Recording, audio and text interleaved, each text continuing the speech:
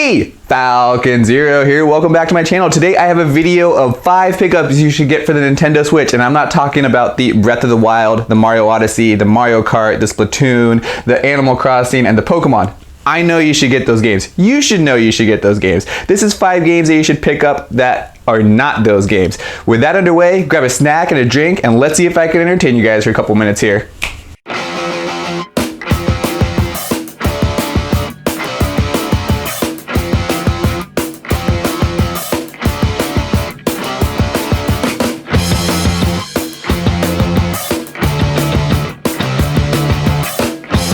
First, let's talk about a game I don't talk about much on the channel, and I should talk about it a little bit more, and that is no other than Octopath Traveler for the Nintendo Switch. This is an awesome RPG that was developed by Square Enix, and you get to be a warrior, you could be a thief, you could be a dancer, you could be a mage, etc. You get to pick 8 different characters, and you get eventually all of them on your team. And it's almost like an open world kind of game. You get to go exploring different ways and different paths throughout the story.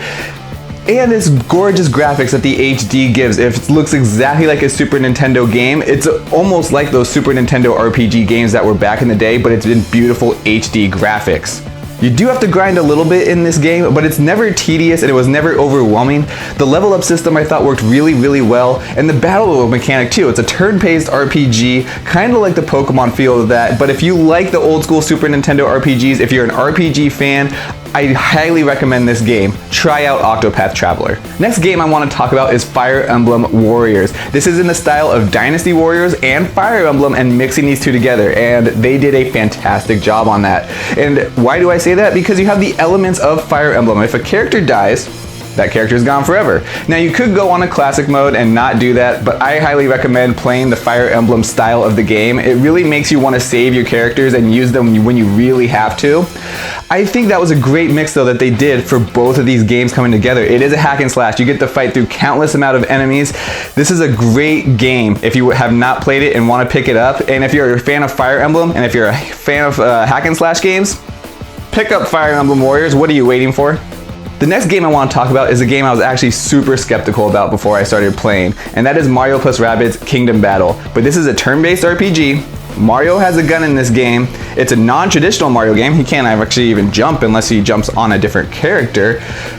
But the game just works. I was looking at this game and I was like, it's Rabbids, and then you're putting Mario in it. I was like, I don't really feel like this is going to be a great game, but wow, was I hooked on this game.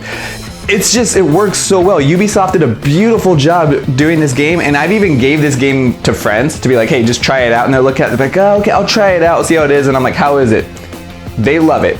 Just give this game one chance on there. It is just done so perfectly. Grant Kirkhope also did the music for this, so just by the way, that will blow you away. If you're a fan of Grant Kirkhope, he's done games like Banjo-Kazooie and Donkey Kong Country.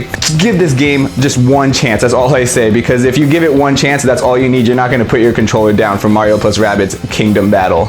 And for the 4th game, I want to talk about a game that probably actually fell a little bit under the radar, I feel like, and that is Ukulele and the Impossible Lair. And I'm not talking about the original Ukulele, because that game was a little bit of a bust on there, and it wasn't perfect. It wasn't the best successor to a Banjo-Kazooie game.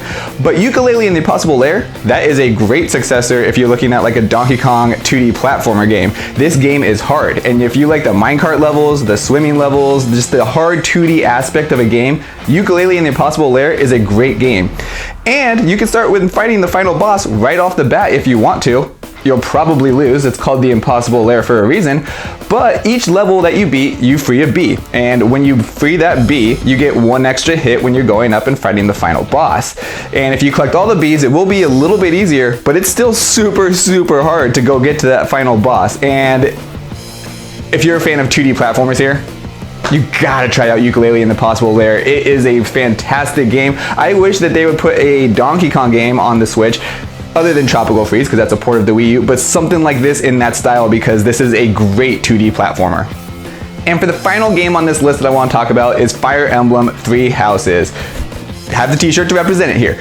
But you know what? This game was just so great. I love this game. It's an RPG. It's a turn-based game. Also has open world elements that you're going into this game as well. You get to do a lot of exploring. There's a lot of leveling up. But the great thing about this game is if you don't like exploring as much, if you don't want to level up your characters and you just kind of want the game to go on autopilot for you for that, You can do that in the game. You can skip all that if you don't even want to do it and be like, all I want to do is just the tactical battles or whatever.